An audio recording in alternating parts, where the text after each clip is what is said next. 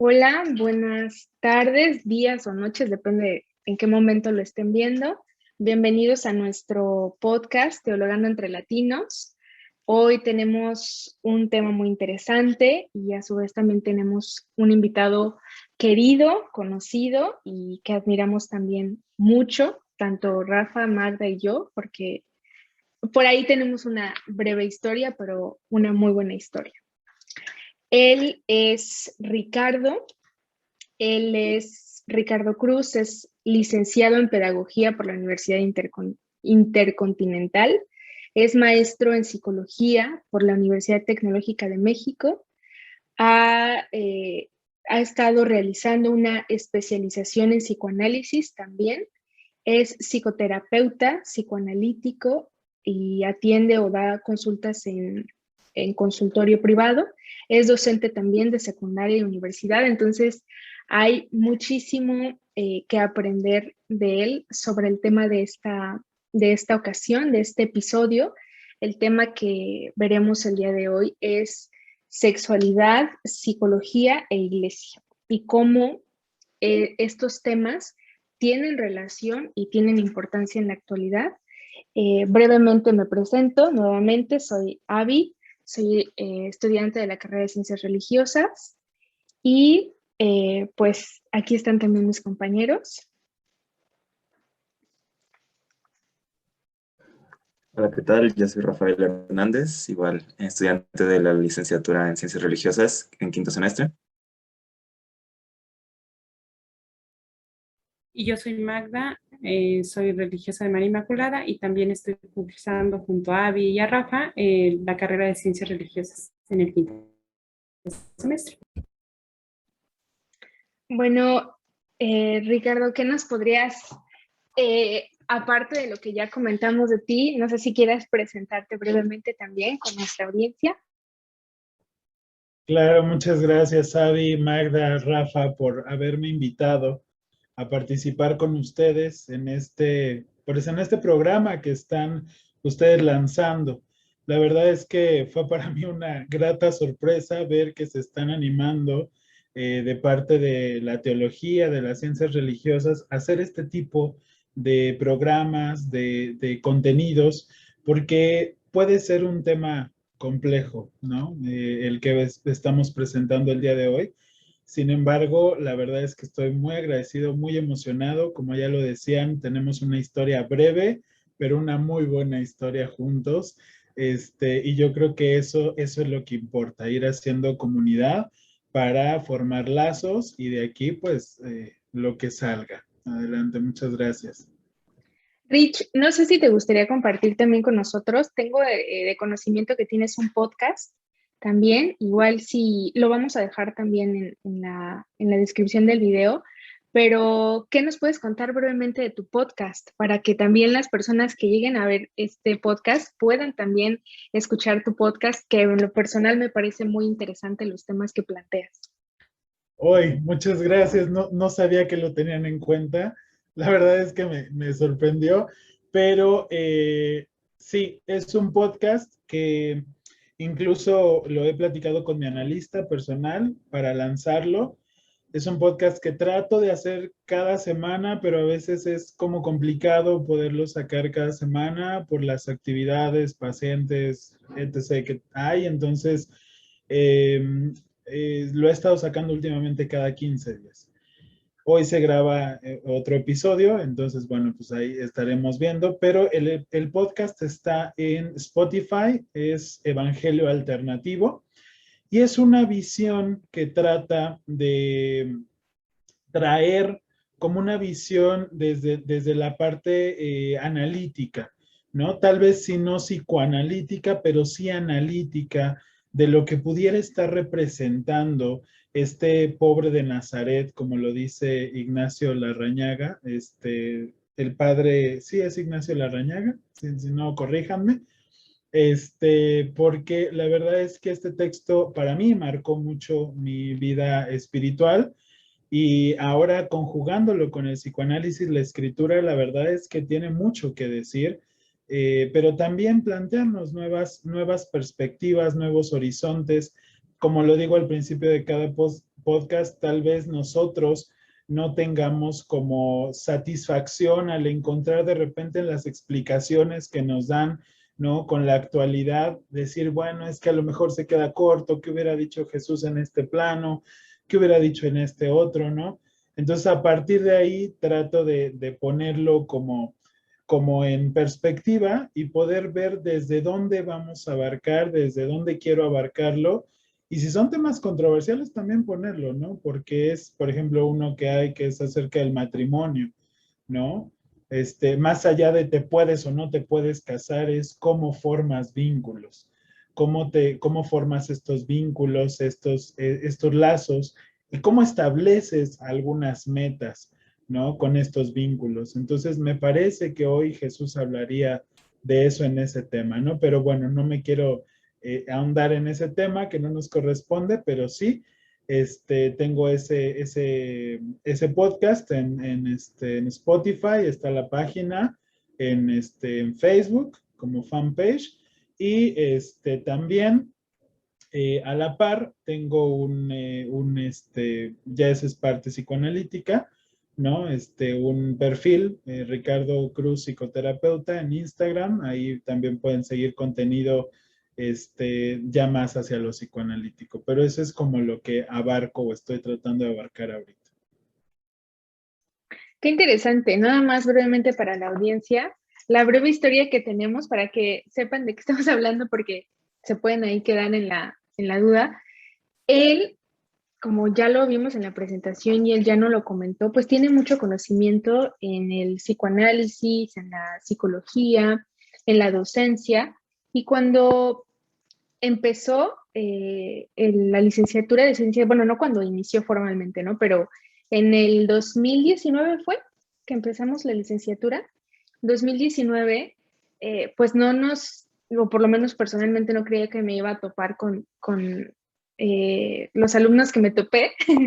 Y fue algo increíble, ¿no? Pero en el salón estábamos Rafa, que es un chico muy joven, un amigo en lo personal, que viene directamente desde la preparatoria. O sea, en ese tiempo estaba más joven de lo que es actualmente, pero estaba en el salón Rafa, directo de la preparatoria. Estaba Rich, o sea, Ricardo, que ya trae toda esta trayectoria y todo este conocimiento, y creo que los dos son católicos. Si lo tengo bien entendido, los dos son católicos. Estaba yo en ese momento. Y después de creo que 2 semanas llegó la hermana Marta. Entonces era un intercambio, sigue siendo un intercambio de ideas increíbles, pero aunque nuestra historia con Ricardo fue breve porque no pausó el proceso para concentrarse en otras cosas en ese momento de su vida, el momento en el que lo tuvimos en la carrera fue extraordinario. Entonces traemos esa breve historia y creo que compartimos todavía una amistad entre los cuatro y una admiración mutua. Entonces, qué bueno que estás aquí, qué bueno que podemos platicar sobre este tema tan interesante. Y pues elegimos este tema porque, como tú lo dices, a veces hay temas que pueden ser, no sé si 100% cómodos para que se platiquen o se hablen con apertura dentro de la iglesia o inclusive dentro de los salones, ¿no? En el ámbito de la docencia. Y uno de estos temas, efectivamente, es la sexualidad. No quisiera decir que es un tema tan cerrado, Ricardo, porque lo hemos platicado entre nosotros como alumnos y yo lo he platicado también con Magdalena, y la visión por ejemplo, desde ella, que lleva una vida religiosa, es completamente diferente. O sea, yo me llevé una sorpresa cuando ella me compartió la forma en la que la iglesia aborda ahora el tema de la sexualidad. ¿Qué nos podrías decir tú de esto, Ricardo? O sea, ¿es algo que se habla con normalidad, que no se habla con apertura? ¿Tú cómo lo sientes desde tu experiencia personal como docente? Yo creo, Avi, que la verdad es que ha sido un tema bastante controversial. ¿Por qué? Porque el ejercicio de la sexualidad se limitaba o se limita solamente a la procreación en muchas de las ocasiones, ¿no? En muchas de las visiones se limita a la procreación. Y desde la psicología somos seres sexuados. Y yo lo veía de repente, pues yo, ustedes también lo saben, fui religioso durante algún tiempo, estuve en formación y al estar en formación, obviamente hacia adentro se trata de trabajar toda esta parte de la sexualidad, de la orientación incluso, ¿no? De hacia dónde tú te enfocas o desde dónde tú te vivencias, órdenes religiosas un poco más abiertas, un poco más humanas, ¿no?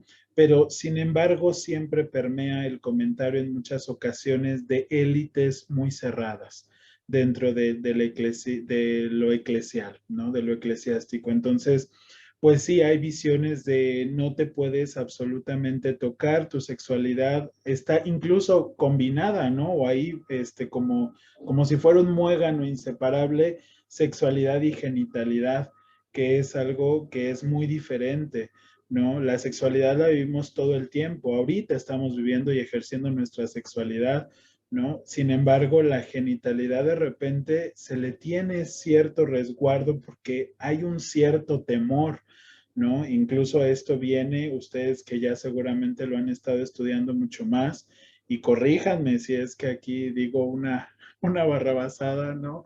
De repente se ha puesto así como no te puedes tocar porque el cuerpo es impuro, ¿no? Y el cuerpo es en esta visión casi que tenían desde San Agustín, ¿no? Que Agustín de repente trajo esta cuestión del cuerpo es la cárcel del alma, pero lo traía de otra filosofía, del maniqueísmo, ¿no? O ¿cómo se llamaba esta visión? Entonces, de repente, el poder expresarme con mi cuerpo, el poder de repente también sentir, pues, lo placentero que es tener un cuerpo, de ser una persona con todas las características de ser sexuado, de ser un ser sexuado, pues de repente sí, causa un tanto de ruido en algunas ocasiones, ¿no? Entonces, ¿qué tanto es que esto pues nos pueda llegar a causar un tanto de ruido dentro de las estructuras eclesiales y cómo es que de repente pues esto pudiera llegar a confundirse, ¿no? Y a confundir a algunos feligreses o a confundir a algunas personas que son creyentes, ¿no? Si no es dentro del matrimonio, dentro de una relación que esté bendecida por Dios, tú no puedes ejercer tu sexualidad y estás llamado al celibato y estás llamado a la castidad y a la continencia. Y cuando realmente no es así, si tengo un regalo, lo puedo utilizar porque es un regalo maravilloso que la vida me ha dado y que Dios me ha dado y que a partir de ahí se descubre el mundo de la creación entera. Es lo que ahorita en un primer momento podría decir acerca de la sexualidad y algunas visiones como alternativas que se tienen en la iglesia. Ahora me gustaría, Magda, ya vimos esta parte de Ricardo, que también estuvo, como él lo dice, en formación para ser religioso, pero ¿qué nos podrías decir tú, Magda? A mí se me hace muy interesante lo que tú compartiste conmigo en algún momento, de cómo ahora cómo plantea la iglesia con ustedes, que son religiosos, el tema de la sexualidad, o sea, desde reprimirlo o les enseña a expresarlo. ¿Qué les enseña, Magda? Desde ahí, creo yo que estoy en la línea también de Ricardo, de la sexualidad es un regalo para el ser humano, es algo que nos hace ser cada vez más humanos y nos planifica realmente si la sabemos vivir pues como es, ¿no? Reconociéndola. Yo creo que una de las cosas que más me ha ayudado en mi camino, sobre todo en de formación para ser religiosa, fue el aceptar pues todo lo que yo sentía, todo lo que yacía en mí, mis sentimientos, mis emociones, mis sensaciones y todo ese revoltijo que a veces viene, no reprimirlo. Creo yo que una de las cosas que, al menos en la congregación donde estoy, que son religiosos de María Inmaculada, ciertamente nos empujan a reconocer todo lo que pasa en nosotros y no es que yo tenga que reprimir porque, no sé, pues sí, nunca dejo de ser mujer, soy mujer y obviamente pues me atraen los hombres, no es que yo diga, ah, pues ya cierro mis ojos y no veo a nadie y yo aquí con Jesucristo. Claro, yo aspiro a una vida más consagrada y cada vez más del Señor, mi aspiración va hacia allá, pero tampoco eso deja de, pues sí, de hacer en mí que, pues sí, que sea mujer y que ejerza también esta parte de mujer, ¿no? Yo le compartía también con respecto a lo que decía Abby, una vez compartía, ¿no? Ella me decía, y si a alguien te gusta, yo dije, pues lo reconozco, porque entre más lo reprima, el sentimiento crece más, ¿no? Y eso lo sabrá también Ricardo, ¿no? O sea, cuando entre más tú reprimes una cosa, es que tu cabeza va más allá. Entonces, creo que una de las cosas que me ha ayudado mucho en la formación es reconocer todo lo que pasa en mí, asumirlo y decir, esto es lo que me pasa. O sea, no, entre más me engaño yo, pues obviamente crece más la mentira y más me reprimo, pero en mí, ¿no? Y creo que una de las cosas en las que yo agradezco a la congregación es que me está ayudando a ejercer esta parte también de mi ser mujer y de mi ser sexuado, ¿no? No sé cómo serán las demás congregaciones, tengo conocimiento que ciertamente, como nos comenta Ricardo, hay otras que son todavía un poco más conservadoras y pues sí, esta parte es así de no, esto es pecado, no te toques, esto no sé qué. Entonces, obviamente, pues sí, también el ir trabajando, ¿no? Yo recuerdo muchísimos talleres que, por lo menos 2 o 3, que sí me impactaron los primeros y yo dije, ¿y vamos a hablar de este tema? ¿Y cómo es esto? Y no sé, o sea, al principio sí era así como, uy, Dios, no sé, porque la educación que me dan también y con la que yo he crecido es así de, esto sí te pasa, pero nada más ahí, y como dentro de casa, ¿no? Pero cuando ya lo externo con mis compañeras, crezco con otras personas que también están en formación conmigo y vamos creciendo, vamos compartiendo estos temas que de algún momento también se creía que eran tabú y que yo también voy viendo que no son tabú, o sea, que podemos hablar con ello y no solo entre nosotras, sino también educar a las jóvenes. Yo trabajo con jóvenes, trabajamos con chicas jóvenes, les ofrecemos un hogar y entonces, claro, hay veces en que ellas también se sienten así, asá, y entonces ya es educarlas también en lo que ellas van sintiendo y a enseñarles a reconocer también lo que pasa en ellas, no reprimirlo. Entonces creo que lo que yo veo que en mí ha servido y ha funcionado, me ha servido también para educar también a las demás. Bueno, eso es.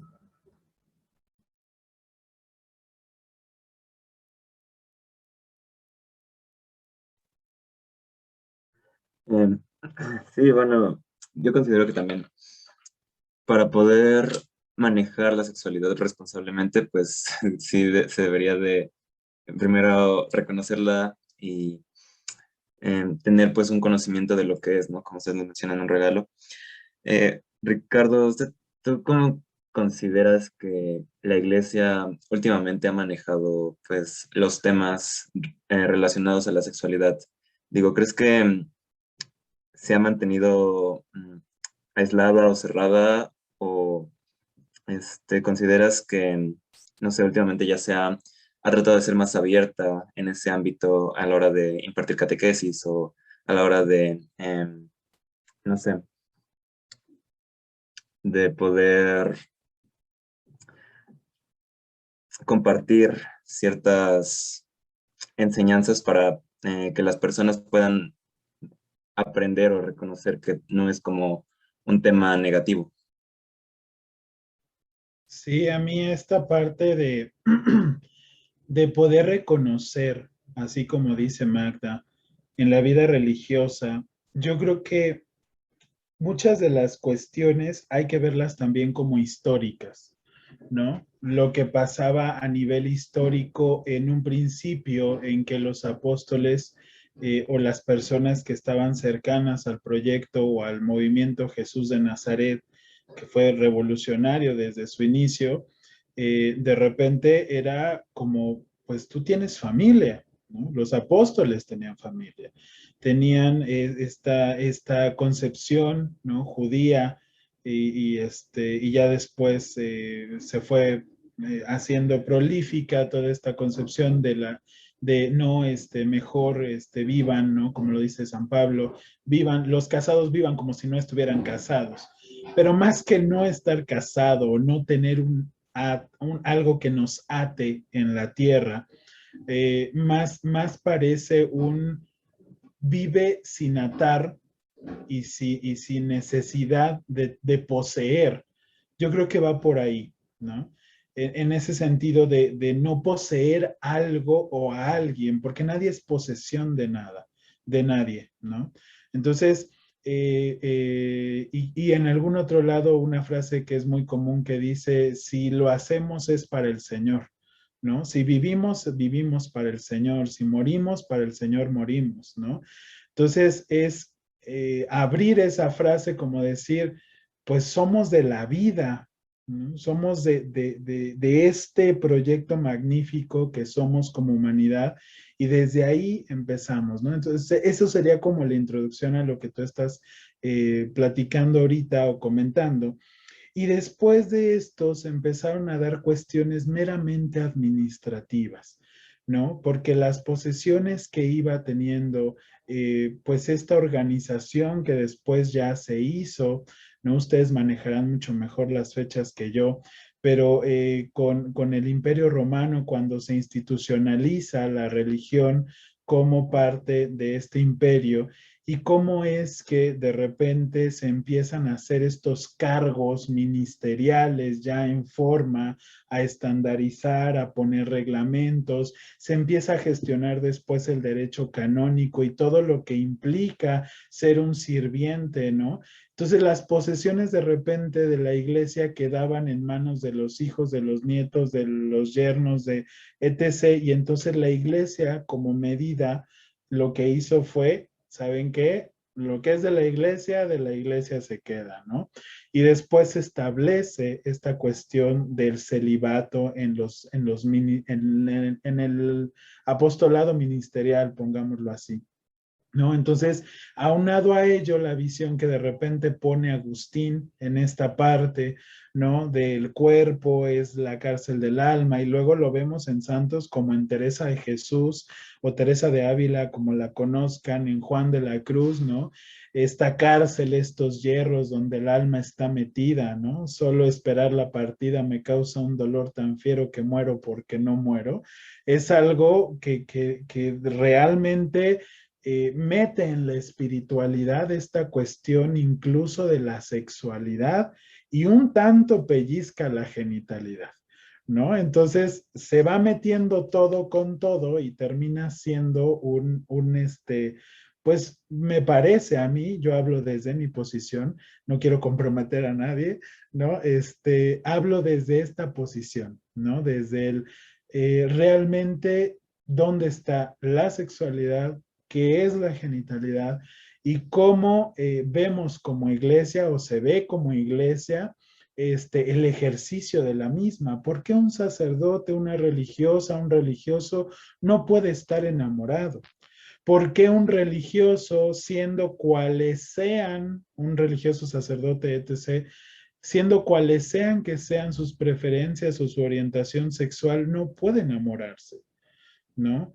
Eso es algo que, como dice Magda, yo puedo reconocer cuando alguien me gusta, ¿no? Claro, somos seres humanos, tenemos la capacidad maravillosa de poder idealizar, que es algo que tiene la mente humana, ¿no? Idealizamos a las figuras de repente, qué bello canta, qué bien me es su compañía, me es grato lo que habla, me es grato cómo me trata, cómo trata a los demás.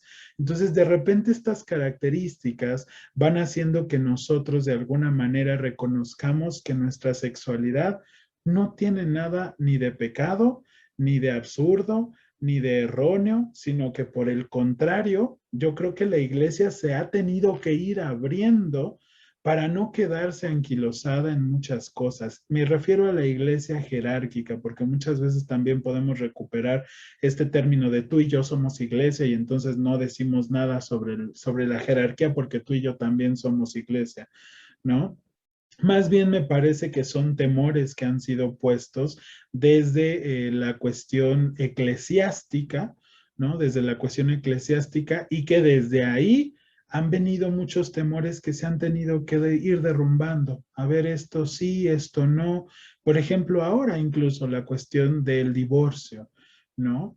que realmente ha sido un tema controversial, o una mujer que pueda acceder al diaconado cuando en el principio de la iglesia había mujeres diáconos, ¿no? Y cuando en el principio de la iglesia, que no se menciona en muchas ocasiones, pues había personas que entregaron su vida, pero que al pertenecer a esta cultura romana, eran o tenían una orientación sexual completamente diferente. Sergio y Baco, por ejemplo, que no se mencionan dentro de la iglesia, pero que son figuras que si nos ponemos a investigar, la iglesia primitiva o la comunidad primitiva cristiana no tenía absolutamente ningún problema con eso.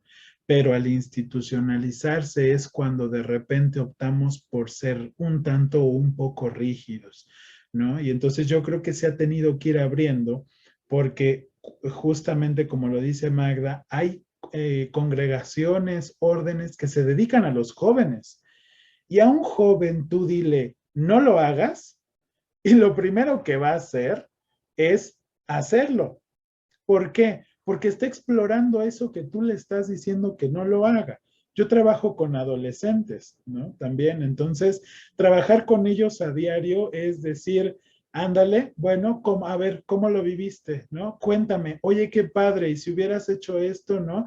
Y entonces afirmas en ellos la confianza y como que se les va quitando de alguna forma la cosquillita, ¿no? Entonces yo podría comparar, haciendo un pequeño cierre de esto que me preguntas, Rafa, a la iglesia jerárquica de repente con un tanto como estos papás impositivos de repente, que dicen, no lo hagas, ¿no? Y a los feligreses en este resguardo, en este crecimiento espiritual, ¿por qué no?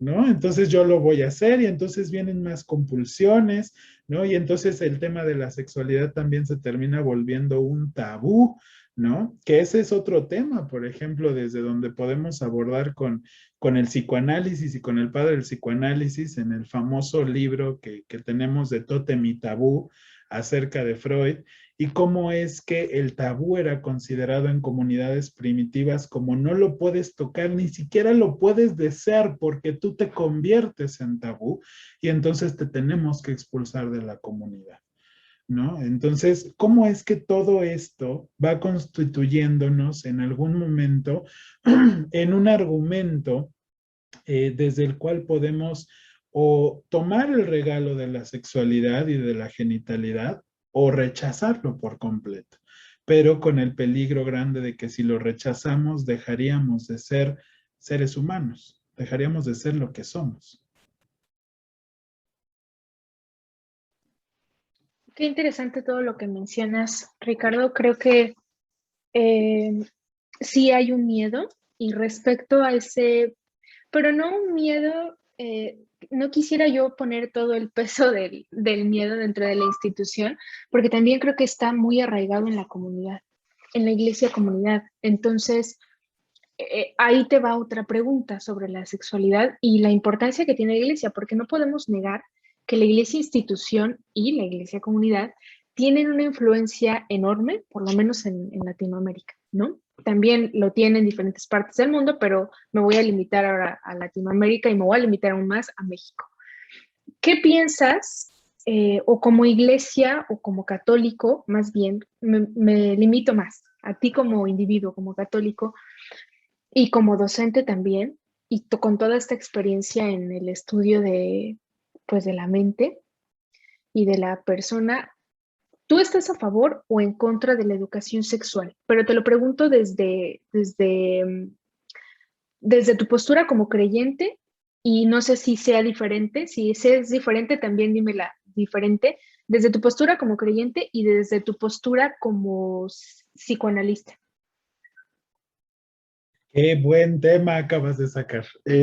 La verdad es que de repente tendemos a decir que la escuela no se meta, ¿no? Papá, mamá, ¿tú ya te metiste? Ahí sería la pregunta, ¿no? Papá, mamá, ¿tú ya hablaste con tu hijo de métodos anticonceptivos, perdón si a lo mejor estoy poniendo, pero la vida real es mucho más que la iglesia comunidad o la comunidad iglesia, la comunidad de creyentes que van el domingo o todos los días a misa. Es un poco más, la vida abarca completamente todos los aspectos y para que podamos llegar a una espiritualidad verdadera, ¿sí? Me acuerdo de este libro de Ronald Rolheiser, Oblato de María Inmaculada o es Omi, sí, creo que sí es Oblato de María Inmaculada, que tiene un libro, un texto que se llama En busca de la espiritualidad, estableciendo límites para la espiritualidad en el siglo XXI, algo así se llama, la verdad es que lo leí cuando era religioso, pero me pareció justamente esto, ¿no? Tenemos un regalo, ¿no? Todos tenemos fuego en el interior y dependiendo de nosotros es como de repente podamos nosotros establecer hacia dónde queremos dirigir ese fuego, ¿no? Pero mi postura como creyente, que es un tanto, lo voy a decir tal cual, herético a veces, porque herético para muchas personas conservadoras, pero para muchos creyentes que tratan de asimilar, tal vez no suene tan herético.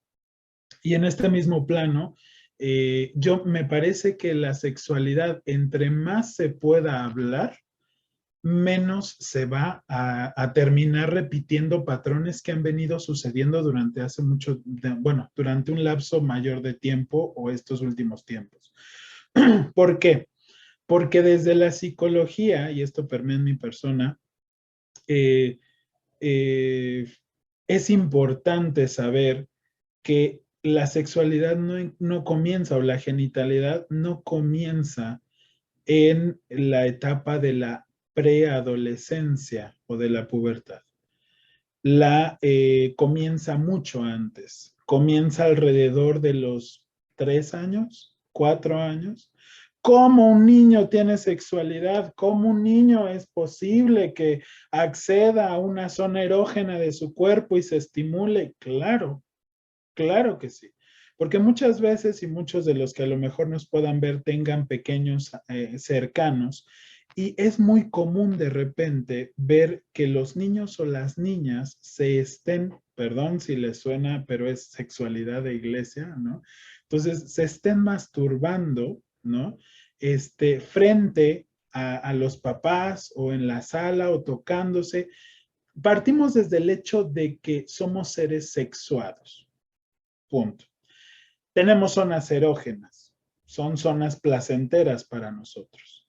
La boca, los genitales, el ano, la piel, ¿no? Todo nos estimula. Somos un gran estímulo. Y entonces hay curiosidad porque los niños al empezar a explorar de repente se llevan todo a la boca en una etapa de su vida. Es esta etapa oral, ¿no? Donde conocen el mundo por medio de la boca, donde aprenden a relajar los esfínteres o a ir al baño, ¿no? A soltar o a comprimir, ¿no? No voy al baño, no voy al baño, no voy al baño, ¿no? Hay una película que se llama The Help o Historias Entrelazadas o algo así se llama la película, y que justamente está la que cuida a la niña de la historia principal y le dice, si haces del baño, te doy una galleta, ¿no? Y entonces la niña le hace y empieza a soltar la pipí, ¿no? Esta etapa en donde los niños aprenden a soltar, pero también en la mente aprenden a regular sus emociones. Aprenden a regular todo lo que son, aprenden a regular incluso el dinero, las cuestiones administrativas, ¿no? Y así es como se irá regulando en la vida adulta. Y viene la parte fálica, ¿no? Viene la parte genital. ¿Qué pasa con esto? Pues que también es una zona erógena y que si así como exploró en la boca, así como relajó o contuvo los esfínteres, también hay una parte masturbatoria. Ojo, no hay un deseo de la otra persona o no hay un deseo de tener a alguien amando o no hay un deseo de estrecharse sexual o genitalmente con una persona. No hay un deseo de eso. Simplemente es una zona erógena que se estimula.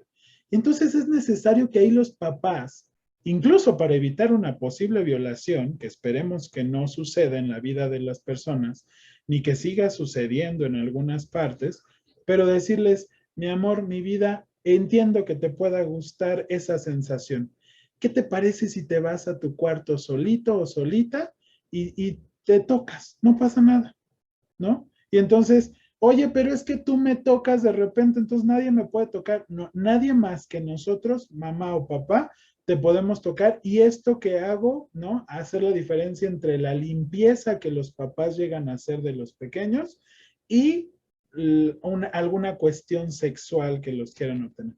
Si alguien más te toca, vienes y me lo dices. No confrontes, no le hagas berrinche, no. Vienes y me lo dices, ¿no?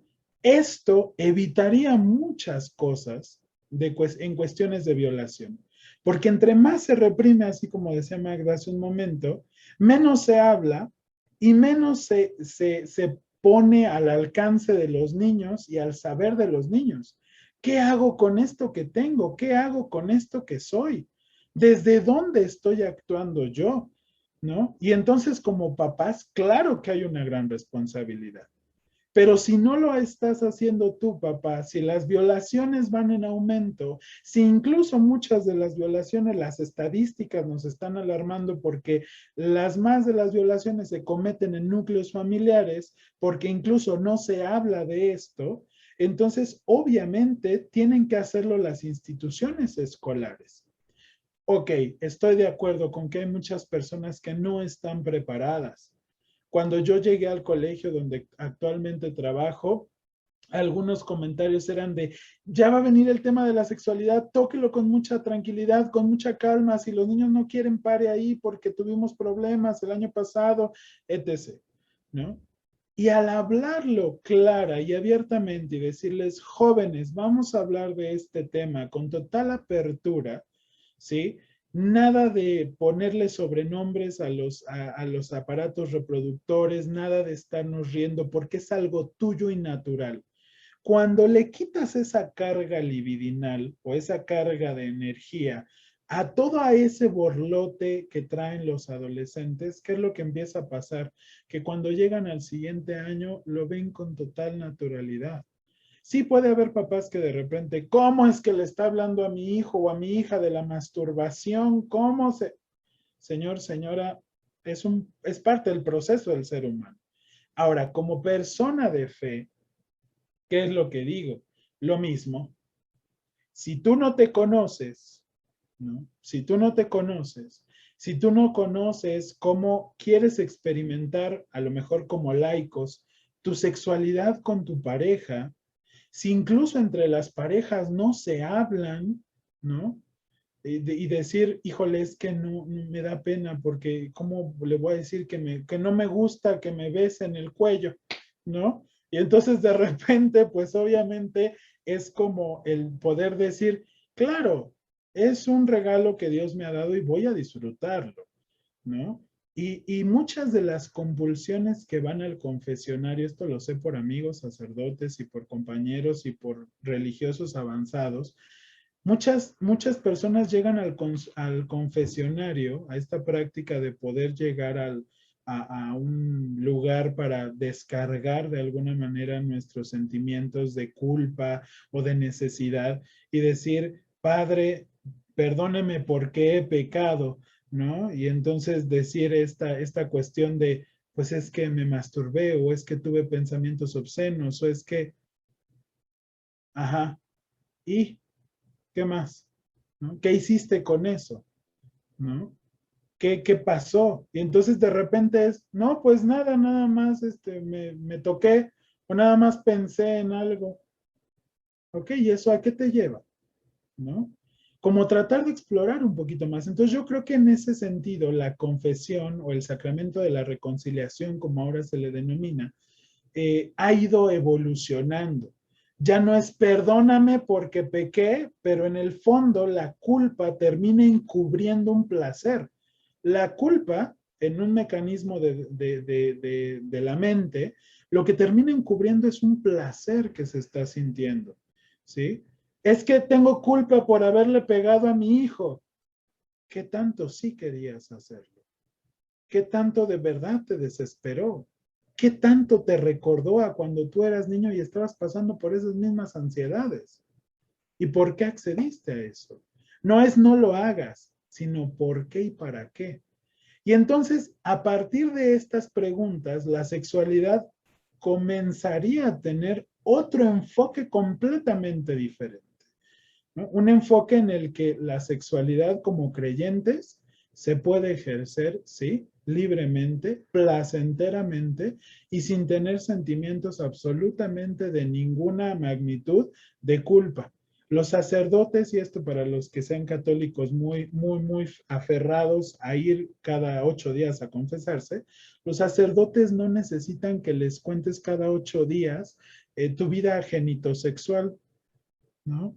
Los sacerdotes necesitan que vayas con ellos y les digas, ¿sabes qué? Estoy en un proceso con mi hermana, tal vez, ¿no? De a lo mejor no le he logrado perdonar porque me cuesta, ¿no? Eso verdaderamente tiene importancia sacramental, ¿no? O en mi vida comunitaria he estado muy reacio o con Dios me he estado peleando, ¿no? Porque creo que Él me ha mandado ciertas cosas. Eso tiene trascendencia, más trascendencia espiritual que la cuestión corporal. Cuando se le quita ese tabú al cuerpo, entonces es un instrumento que puede utilizar, que se puede utilizar para gloria o para desgracia, ¿no?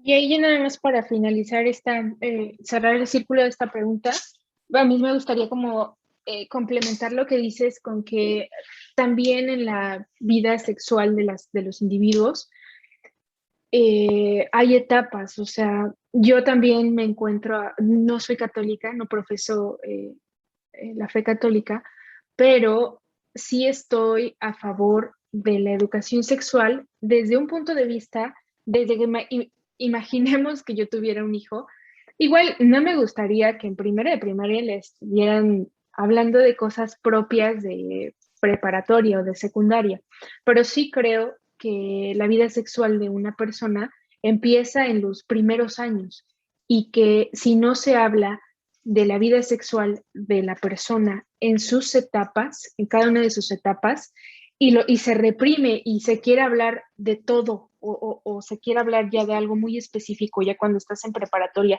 pero no recorriste todo un camino desde, o sea, de lo propio de tu sexualidad, dependiendo tus etapas y dependiendo tus edades, ya en el punto de la preparatoria o la secundaria, toda esa información no se sabe cómo manejar, o sea, no se sabe cómo aplicar porque en mis etapas previas no lo vi. Entonces, sí, yo estoy a favor de una educación sexual propia a cada etapa de la persona. O sea, en el momento en el que el niño está en primero de primaria o en segundo de primaria, que se le hable de sexualidad propiamente en su etapa para que cuando ya sea una persona, pues ya casi pasando a ser adulto, pueda manejar toda esta información y expresarla correctamente.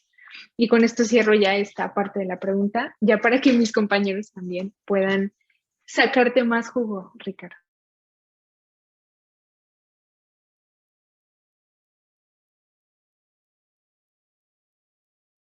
Yo creo que también estoy, al igual que Abby, a favor de esta educación sexual, de acuerdo a, pues sí, a la edad de cada niño o de cada adolescente. Una de las cosas que yo creo que hace falta también, bueno, esto es en la parte de la educación en la escuela, ¿no? Pero que también me gustaría de alguna manera que se diera también en la iglesia, ¿no? Porque pues igual a lo mejor en este momento están experimentando que en la escuela ya se empieza a ver de esta forma más natural y en la educación catequesis de cada sábado o cada domingo ni siquiera se toca, ¿no? Entonces, o tocan ese tema de tu cuerpo no, pues sí, no. Ahora sí que recalcan esta parte de San Agustín, ¿no? El cuerpo es como malo, todas las sensaciones, ¿no? ¿Cómo consideras que sea que siga permeando en esta educación, en la catequesis, este pensamiento del cuello?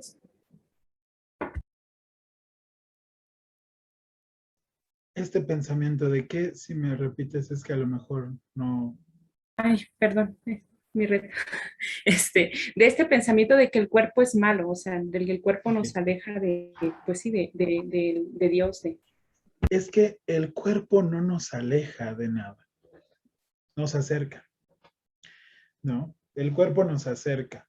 Y tan es así que tenemos manos, tenemos pies, tenemos medios para acercarnos a la otra persona desde nuestra individualidad.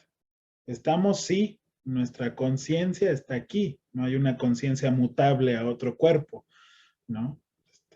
Si lo hubiera de repente me daría un tantito de miedo porque pues ya estaríamos migrando a la psicosis, ¿no? Pero de repente es así como mi cuerpo es algo que me acerca.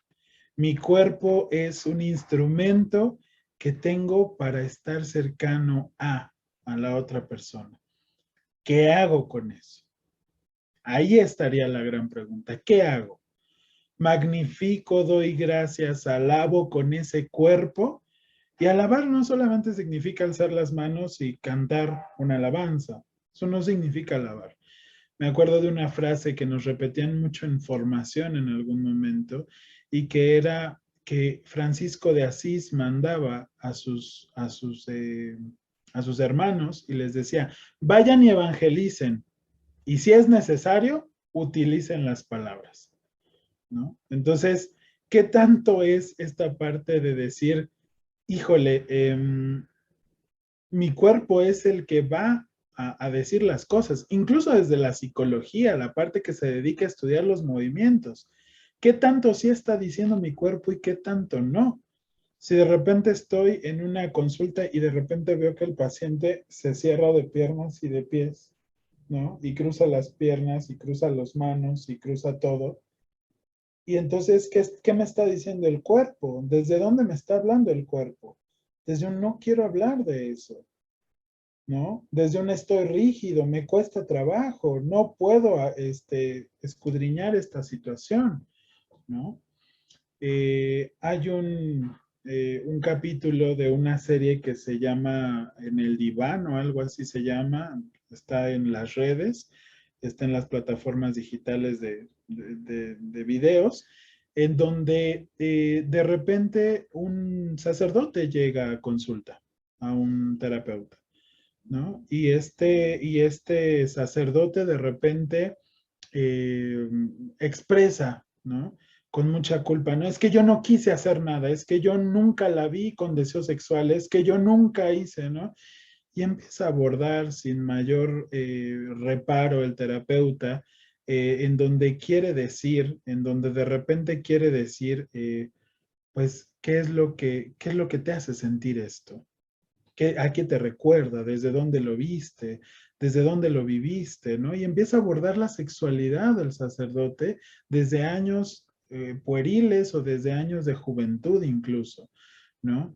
Y cómo muchas culpas pueden llegar a quedarse ahí, ¿no? Este placer que les decía, encubierto, como si fuera un chocolate así envuelto, bien envuelto y guardado, ¿no? Está ahí bien guardado, ¿no? Y entonces estas culpas que son placeres que no se dijeron nunca, pues empiezan a hacer que el individuo de repente vaya comprimiendo, ¿no? Entonces, me paso al resto de tu pregunta, que es, ¿cómo es que nosotros podemos experimentar desde lo que somos, desde la iglesia, este tipo de preguntas y este tipo de respuestas?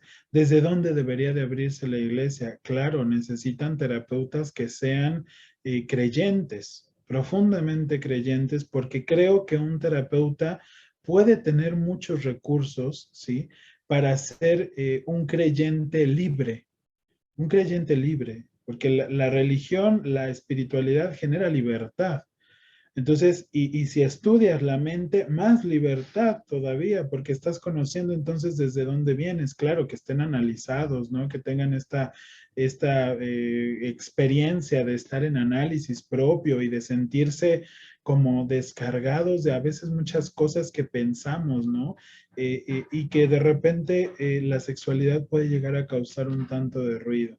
Entonces, por eso les decía que hace rato que la iglesia jerárquica de repente me parece como estos papás que tienen hijos adolescentes y que están experimentando las ansiedades de sus hijos constantemente, ¿no? Y entonces al ver las ansiedades de sus hijos, de repente se empiezan a poner nerviosos también ellos de cómo lo manejo, cómo lo manejo, cómo lo manejo, ¿no? Y entonces pues lo pasan, pero lo pasan a 500 por hora, ¿no? Entonces, sacerdotes, atiéndanse, sacerdotes, vayan a un terapeuta, revisen su historia personal, sean libres en esta parte de su vida.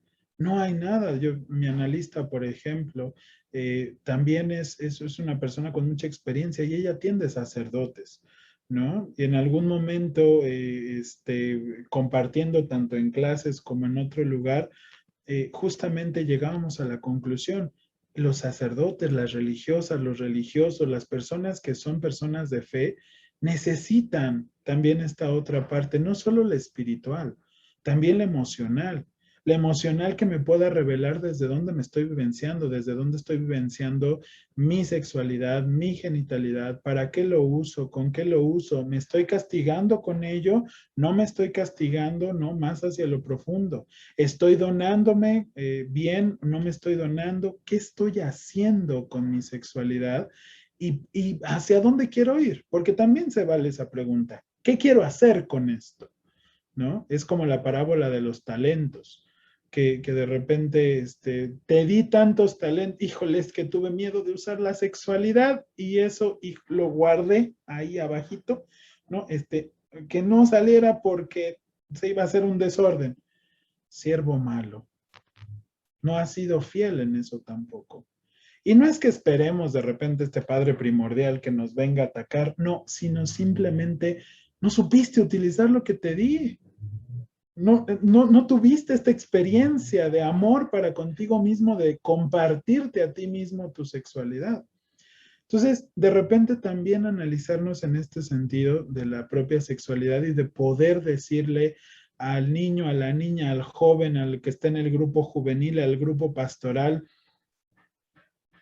cuáles son tus cuestiones, ¿no? Y tener terapeutas a la mano que puedan realmente, uno, estar certificados, obviamente, que tengan avalúo y que puedan estar cercanos y certeros de una sexualidad abierta. Yo tenía una docente, recuerdo, en la universidad, que andaba atrayendo a muchos jóvenes a hacer este voto famoso de castidad, ¿no? Hasta que se casaran. Y entonces de repente, pues yo llegué a caer en eso, ¿no? Y la verdad es que lo terminé rompiendo, porque no era ni religioso ni nada, entonces lo terminé rompiendo y me sentía muy culpable. ¿Hasta dónde mi sexualidad de repente puede ocasionarme, bien esta pregunta, culpa, frustración, enojo, ¿no? ¿Por qué? ¿Por qué lo que soy me tiene que causar eso? ¿Por qué optar libremente por lo que me gusta, por lo que no me gusta, por lo que hago o dejo de vivir? Me tiene que causar tal culpa, ¿no? Y entonces ahí estaría yo creo que el acompañamiento, ¿sí? La iglesia necesita mucho de esta rama del saber humano que es la psicología. Incluso me atrevería a decir, métanle al psicoanálisis a la iglesia porque necesita muchos espacios desde donde seguirse pensando. La psique no nada más es cuestión de filosofía y la filosofía que estudian los sacerdotes no es suficiente para abarcar. El otro día escuchaba a un sacerdote hablar del matrimonio. A ver, mi hijo, perdón, no te corresponde. ¿Tú estás casado? No, no estás casado. Y de ahí que muchas veces pongan los sacerdotes a matrimonios, a hablar con los matrimonios, ¿no? Y estos acuerdos no dichos inconscientemente, qué es lo que yo quiero y qué es lo que yo traigo, qué es lo que trae mi pareja, podemos llegar a acuerdos, podemos llegar a establecimiento de metas o no lo podemos hacer. ¿Sí o no? Y si lo hablamos, ¿sí? ¿Desde dónde lo hablamos? ¿Cómo lo hablamos? ¿Nos queremos para destruirnos o nos queremos para construirnos? ¿Partimos de una base de confianza o una base de no confianza? ¿No? ¿Y quién mejor que una pareja, hablando con otras parejas, una pareja madura psicológica, emocional y espiritualmente, hablando con otras parejas o hablando con los hijos de esas parejas de los temas que competen a esa esfera?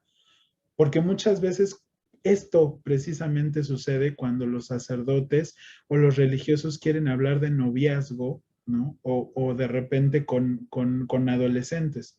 ¿Cuántos noviazgos has tenido? Como cuando vas a un trabajo, ¿no? Es que quiero trabajar con adolescentes. ¿Cuántos años has trabajado con adolescentes? No, pues ninguno. ¿Cómo vas a manejar esto? ¿Cómo manejas esto otro? ¿No? Entonces, cuando de repente tu pareja, tu novio, tu esposo, tu esposa se enoja, ¿desde dónde lo abordas? ¿No? Eso compete también a la sexualidad. No es nada más de, ya no te enojes con tu esposo. Pues es que me pega. No, ya no te enojes.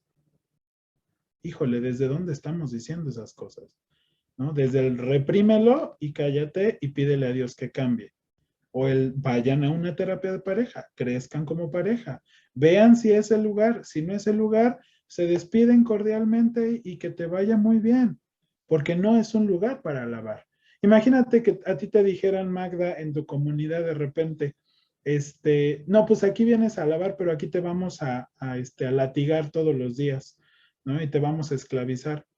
Dijeras en un principio, no, espérate, yo no vine aquí a que me castiguen y me martiricen, ¿no? Pues si no estoy a gusto aquí, con permiso, muchas gracias. Aquí no es donde está el Dios de la vida que yo profeso, ¿no? Entonces, no sé si llegué a contestar esa pregunta, a veces soy muy rollero, perdónenme, pero creo que trato de poner varias aristas desde esto.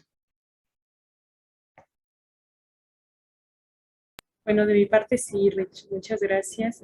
Me has ayudado mucho. He confirmado muchas cosas, ¿no? Sobre todo esta parte del acompañamiento para las personas que somos religiosas, para los sacerdotes. No tenía conocimiento de que ellos también llevaran ya después, porque ahí me he enterado de que algunos no, otros sí. Entonces se nota como esta parte también cuando son ayudadas y complementadas diferentes disciplinas. Creo que somos sí seres espirituales, pero pues también somos seres humanos ante todo también, y no, en la parte de no reprimirnos creo que también nos ayudaría muchísimo para vivir pues eso, ¿no? Los dones con mayor plenitud. Y sí, me hiciste acordar mucho de una experiencia que tengo, sobre todo en esta parte de los dones, de la sensibilidad, que reconociéndola, pues también me ayuda mucho a encontrarme con las chicas desde esta parte, ¿no? Más humana, más que espiritual, sino siendo personas, ¿no? Y compartiendo desde ahí.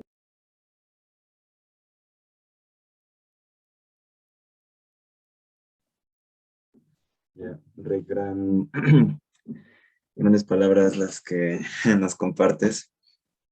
Siento que tú eres el gran ejemplo de cómo una persona con fe, si se mantiene abierto y decide utilizar otras áreas, como en este caso la psicología, pues puede fortalecer su fe de una manera tan em, fascinante, y sin mencionar que también la utiliza de la manera correcta, sino no solo el la qué cosa, sino también el por qué y para qué, que eso es bastante, algo que yo siento que nos hace falta en estos tiempos. Y sí, yo me quedaría con esta parte de que se debe de erradicar esa idea de que hablar de la sexualidad pues sería una tragedia, y se debe de pensar mejor que la verdadera tragedia sería no utilizar todos los dones o no utilizar la libertad que Dios nos ha concedido. A ver. Bueno, gracias. Ay, me parece increíble lo que acabas de decir, Rafa. Creo que el desastre es no hablarlo en lugar de hablarlo. Y creo, Ricardo, que nos falta un episodio 2, segunda parte con Ricardo, porque hay temas que ahorita que comentaste me llama mucho la atención, y precisamente yo lo platicaba con un amigo religioso que tengo, que, o sea, creo que todos estamos enterados aquí del escándalo que sufrió la iglesia ahora el 5 de octubre, con las cifras de abuso sexual que se encontraron, que, o sea, se limita a 200,000 el número, pero a 200,000 víctimas, pero es un número corto, o sea, se estima que es más. Y son muchísimas personas, son muchísimos casos de abuso que efectivamente tienen una relación amplia con el tema de sexualidad de iglesia, pero lo que dice sobre que necesitan acompañamiento psicológico y hasta cierto punto también el psicoanálisis, los sacerdotes y los religiosos, creo que me parece importantísimo, porque yo platicaba con este amigo de qué se puede hacer, cómo ¿Qué se puede hacer para que esto ya no continúe creciendo? O sea, para que esto no siga pasando, porque creo que, no sé si Magda o Rafa o tú, conocemos a sacerdotes que no son así. O sea, sacerdotes que han entregado su vida al servicio de Dios y que se manejan con la comunidad en amor, en caridad y practicando las virtudes, ¿no? Entonces, conocemos que esto no abarca toda la iglesia y que no todos los sacerdotes y todos los religiosos son así, pero quitar, o sea, frenar ya esta parte. Y por eso te propongo que hagamos una parte 2 para que podamos hablar sobre esto y cómo desde la psicología y el psicoanálisis, en el proceso de formación, porque sí, conocemos que son muchos años en los que un sacerdote tiene que vivir para llegar ya a sus votos perpetuos. Magdalena, también son muchos años en los que ya de formación y se podría decir, bueno, no te bastan todos esos años para ya cuando haces tus votos perpetuos ya vivirlos plenamente. Yo creo que no, Ricardo, y creo que desde la psicología y el psicoanálisis tú nos podrías también dar un poco de luz de cuán necesario es que tengan este acompañamiento y cuál es la realidad en México. O sea, limitémoslo a México. ¿Cuál es la realidad en México si realmente los sacerdotes y los religiosos tienen este acompañamiento, no solamente, como tú lo dices, espiritual, sino también médico? Porque la psicología y el psicoanálisis creo que entran desde este aspecto médico, ¿cierto?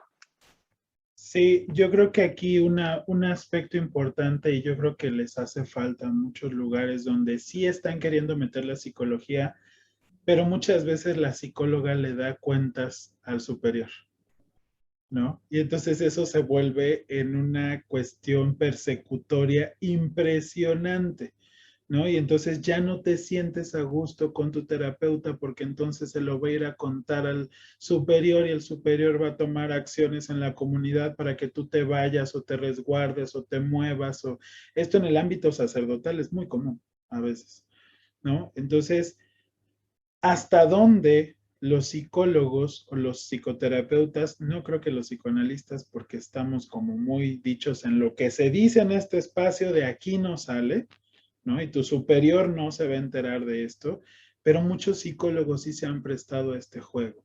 Y yo creo que es algo triste. Eso en cuanto a lo psicológico y el acompañamiento que puedan llegar a tener.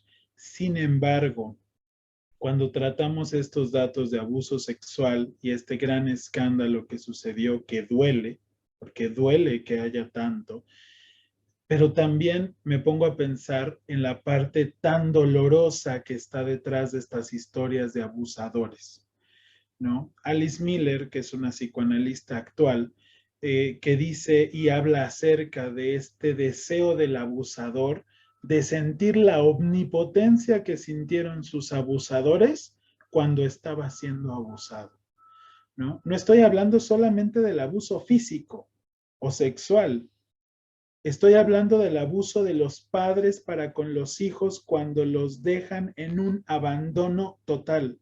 Estoy hablando de un abuso de confianza, en un abuso donde se le quita al hijo o a la hija esta capacidad de poder tener sentimientos. Hay personas que llegan contando cosas como de es que no tenía ningún sentimiento. Yo recuerdo que no tengo ningún sentimiento de eso. Y era catastrófico lo que estaban viviendo y cómo de repente llegas y dices, lo anulé porque no lo quiero volver a vivir. Pero justamente lo que se reprime subsiste. Hay una frase de Freud que dice, lo inconsciente es para siempre o permanece, ¿no? Entonces, entre más se reprime una actitud omnipotente de parte de los que están al cuidado de los niños, ¿no? En ese sentido se quiere reproducir. Hay una necesidad de decir, ¿desde dónde fue todo esto? Que no logré verbalizar, que no llegó a una parte verbal. ¿No? ¿Desde dónde me abusaron de confianza sexualmente? ¿Desde dónde? Y entonces hay una teoría muy específica que yo tengo a partir de raíces como Melanie Klein, Winnicott, que son psicoanalistas muy famosos en el ámbito, y de repente estas figuras que dicen, ¿qué tanta culpa pudo haber llegado a sentir esa persona de sus figuras principales, de haberlas maltratado tanto con su presencia, con su existencia, que lo único que dicen es, quiero llegar a como a, ¿cómo se le dice? A redimir a mi familia, ¿no? Entonces, ¿cómo la redimo de mí? Yo yéndome a una vida en soledad o a una vida alejada o a una vida hacia Dios, porque entregando mi vida yo podré subsanar aquellas carencias que vivía mi familia. Y entonces vemos las historias de muchos sacerdotes, y muchos sacerdotes están viendo esto, historias verdaderamente catastróficas y dolientes que tú puedes obtener de ahí, decir, ok, vivió tanto abuso, a lo mejor no físico ni sexual, pero vivió tanto abuso en su infancia que lo único que pudo hacer para salir vivo de esto es entregarse a esta misión. No todos, pero una gran mayoría. Y si nos ponemos a ver los casos de los abusadores, vamos a encontrar, yo creo, muchísimo más historia en este sentido. Entonces, yo creo que en esta cuestión de los abusos sexuales hay que ir más allá. No, es muy lamentable lo que sucede. Lamentable a más no poder. Pero yo creo que también hay que atacar justamente esto, o más que atacar, solucionar, ¿no? La historia, no mentir en el proceso. Si me sentía profundamente abandonado por mi madre o por mi padre, dilo, háblalo, genéralo, sánalo, para que no estés repitiendo, que justamente desde ahí Freud tiene esta teoría de recordar, repetir, reelaborar, que es lo que se hace en el proceso. Recuerdo lo que me pasó con todo lo que me pasó, sin omitir absolutamente nada, y empiezo a rehacer, ¿no? Voy actuando de repente en el camino del análisis para llegar a reelaborar, para saber que sí hay otro destino, para saber que sí hay otra visión completamente diferente, que no tienes que seguir en el círculo, que si tú metes salir de ese círculo vicioso, hay una salida diferente, hay una forma de abordarlo completamente diferente. Muy bien, Ricardo, creo que fue muy enriquecedor todo lo que aprendimos hoy, todo lo que compartimos desde nuestras diferentes visiones y definitivamente, no sé, creo que te vamos a estar llamando para que te avientes la segunda parte con nosotros de este tema, porque nos quedamos justo en este tema que es tan interesante y no me gustaría dejarlo que no se llegue o sea, que no podamos abarcar lo más relevante sobre el tema. Entonces, vamos a tener una segunda parte si tú decides también acompañarnos. Y pues no sé si Magda, Rafa y tú nos ayudarían a concluir con lo más relevante y como un mensaje hacia los que ven este podcast. El mío brevemente sería que lo que dijo Rafa, yo me quedo con lo que dijo Rafa, me pareció increíble. A veces se piensa que el desastre o que va a ser un gran problema hablar de sexualidad, pero creo que es todo lo contrario, creo que Rafa lo dijo acertadamente. El desastre y el problema es no hablarlo, no estudiarlo y no analizarlo desde las diferentes ciencias que pueden aportar a la iglesia. Con eso yo me quedaría y pues ya le doy palabra a Magda, a Rafa y a ti, Ricardo, para cerrar este capítulo. Bueno, yo solo el mensaje sería como seguir ahondando en esta educación sexual, el poner énfasis ahí, el no cerrarnos a ello, sino más bien abrirnos y eso sería para mí lo más importante, de acuerdo, claro, a cada edad, pero siempre es importante hablar de ello para poder vivirlo con más plenitud, ¿no? Que fue una de las cosas que tocamos también.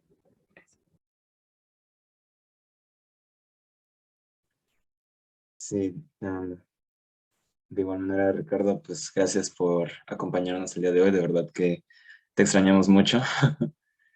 Y para mí siempre era difícil verte como un compañero porque yo siempre te veía como un maestro por todo lo que nos compartías, de veras. Y gracias por todo lo que nos has compartido hoy. De verdad que lo siento bastante oportuno. Y pues nada, definitivamente tenemos que hacer la segunda parte de este video. Claro, les agradezco muchísimo, muchísimo, muchísimo. Yo creo que para ir cerrando todo esto que hemos hablado, es esta frase de que se me vino ahorita a la mente y en petición a mi asociación libre que yo manejo siempre, es lo que se te viene a la mente es lo oportuno en ese momento, ¿no? Y entonces, siervo bueno y fiel, pues has sido bueno en lo poco, pasa a tomar parte de lo mucho, ¿no? Y entonces, esas palabras, ¿no? Lo poco que puede resultarnos nuestra sexualidad, es mucho y muy valioso. Es mucho nuestro afecto, nuestros afectos, cómo los abordamos, cómo los tenemos, desde dónde los abordamos y desde dónde los desarrollamos, cómo yo quiero estar con el otro y conmigo mismo, ¿no? Les dejo ahí con ustedes también mis datos por si alguien también quisiera acercarse a consulta terapéutica, ¿no? Ya los estaré poniendo Abby ahí en los datos para que si alguien también quiere acercarse a consulta, pues también es un espacio abierto, es un espacio en el que me ha tocado acompañar a varias personas que son creyentes y he visto un despliegue bastante favorable en este crecimiento humano y espiritual, porque al tener justamente estas herramientas se puede explorar un poquito más, ¿no? Como les decíamos al principio, hay un podcast, Evangelio Alternativo, en Spotify, hay un grupo en Facebook también, Evangelio Alternativo, y pues bueno, invitarlos a que no le tengan miedo, no tengan miedo, no tener miedo a lo que son, desde dónde se viven y desde dónde se donan. Les agradezco mucho la invitación, quedo muy agradecido y al pendiente de la segunda parte. Gracias, Ricardo. Gracias, Magda. Gracias, Rafa. Gracias a los que nos ven. Este fue otro episodio de Telorama entre Latinos. Nos vemos en el próximo.